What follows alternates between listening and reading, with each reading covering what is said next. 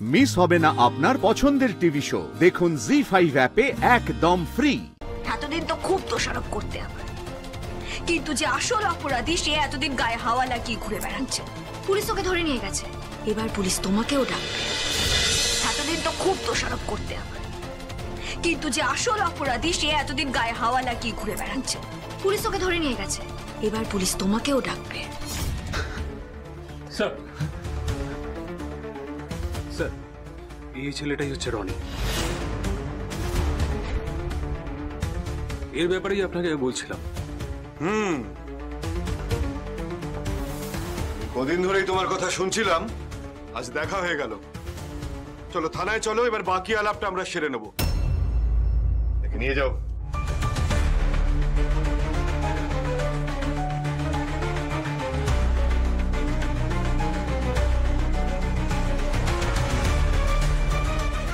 এই অপমানটা আমি কিছুতেই ভুলবো না।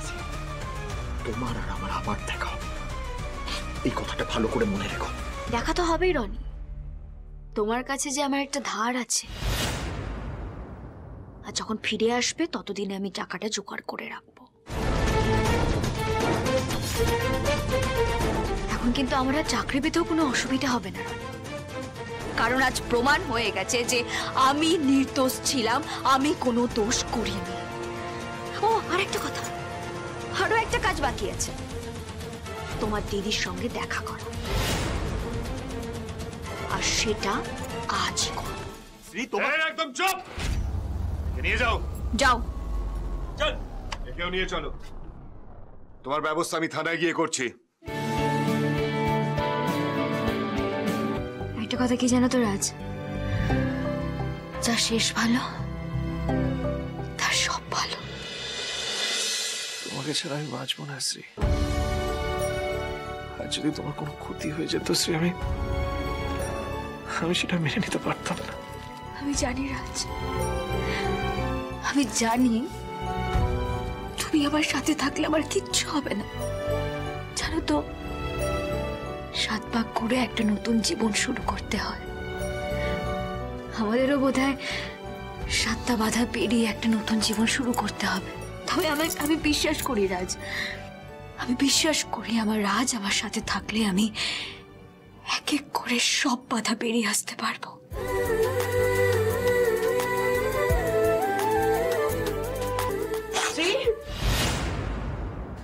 এসব কি হচ্ছে? হ্যাঁ, এই ছবিগুলো তুমি আমাকে পাঠিয়েছো, আর আমার ভাইকে পুলিশ কেন ধরে নিয়ে গেছে? উত্তর দাও, বলো। ছি বৌদি, এত কিছুর পরেও তুমি আমার উপরে রাগ দেখাচ্ছ। তোমার ভাই আমার জীবনটাকে তছনছ করে দেওয়ার জন্য একটা নোংরা খেলায় নেমেছে। আজকে আমার বদনাম হওয়া মানে আমার পরিবারের বদনাম হওয়া, আর সেই পরিবারের সঙ্গে তুমি জড়িয়ে আছো। এই কথাটা একবারের জন্য মনে হয়নি তোমার? রাগারাগি করতে হলে রনির কাছে গিয়ে করুন, ওকে শোধরানোর চেষ্টা করুন। আমি আগেই এটা বলেছিলাম। বৌদি, এতদিন তো খুব দোষারোপ করতে আমার, কিন্তু যে আসল অপরাধী সে এতদিন গায়ে হাওয়া লাগিয়ে ঘুরে বেড়াচ্ছে। পুলিশ ওকে ধরে নিয়ে গেছে, এবার পুলিশ তোমাকেও ডাকবে জিজ্ঞাসাবাদের জন্য। না রাজ, শ্রী বিশ্বাস করো, আমি এসব কিছু জানি না। আমি জানতাম না। আপনি কিছু জানেন না, কিন্তু আপনি বারবার নিজের ভাইয়ের সাথে দেখা করেছেন, কথা বলেছেন। না মানে পুলিশ যদি জানতে পারে যে এই সব প্ল্যানের আপনি অংশীদার, তাহলে কিন্তু ওরা আপনাকে ছাড়বে না, শাস্তি আপনাকে পেতে হবে। রাজ, তুমি আমার কথা বিশ্বাস করো। শ্রী, আমি সত্যি কিছু জানি না। আমি জানতাম না এত কিছু। প্লিজ আমাকে তুমি ভুল বুঝো না, প্লিজ। আমি তোমার পায়ে পড়ছি। বৌদি, কি করছো নাকি? করো না সব। তুমি একটু তোমার দাদার কথা ভাবো, রূপুরের কথা ভাবো রাজ। হ্যাঁ, রূপুর কি হবে? হ্যাঁ, প্লিজ আমাকে বাঁচাও, প্লিজ। বৌদি, শান্ত হও। এবারের জন্য আমি দাদা এবং রূপুর জন্য তোমাকে মাফ করে দিচ্ছি, কিন্তু হ্যাঁ, পুলিশের কাজ করবে, সেক্ষেত্রে আমাদের কিছু বলার নেই। পারলে তোমার ভাইকে বলে দিও যেন তোমার নাম না নেয়। শ্রী, সত্যি তোমার মতো মেয়ে হয় না শ্রী। তুমি খুব ভালো মেয়ে। আমার ভাই যা করেছে, যেটা করেছে না রাজ, আমার ভাই অন্যায় করেছে, ভুল করেছে। আমি তোমায় কথা দিচ্ছি, আমি নিজে ওকে শাস্তি দেবো। তুমি তুমি এখন আমাকে যা বলবে আমি তাই করবো শ্রী। বলো না, বলো আমাকে, তোমরা বলো আমাকে কি করতে হবে, আমি তাই ফাইলটা আমাকে দাও। বাড়ির দলিলের এই ফাইলটা আমার হাতে তুলে দাও।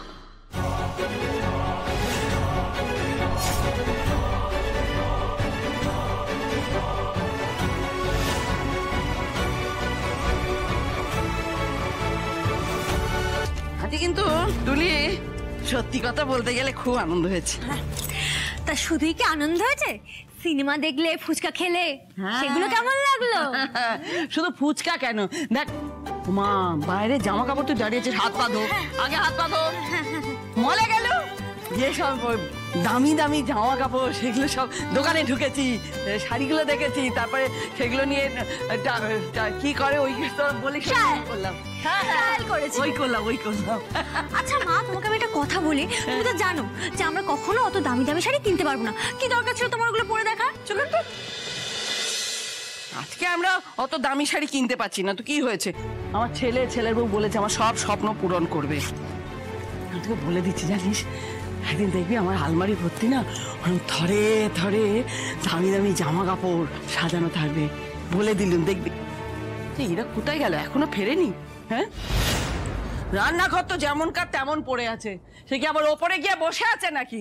আমি বুঝতে পারি না কখন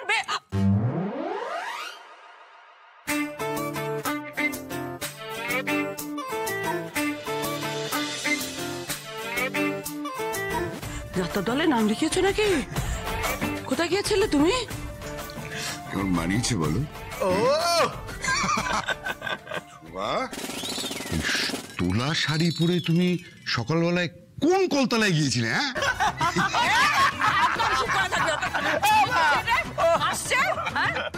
সকালবেলায় গিলে এসছো তাই না? একদম তোমার এই ব্যবহার থেকে আমি বুঝতে পারছি হা করো আমি কত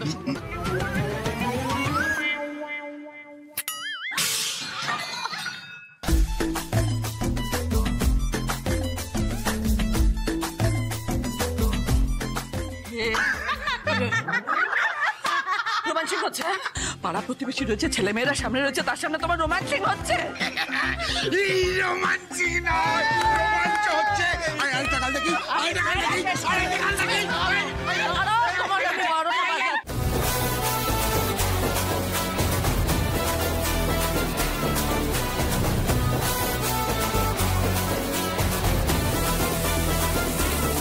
দেখ ছোটদা, মা আর বাবা কতদিন পর একসাথে মিলে ঠাট্টা করছে।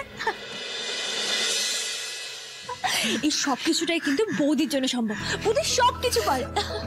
সত্যি রে, বৌদি কিন্তু ম্যাজিশিয়ান।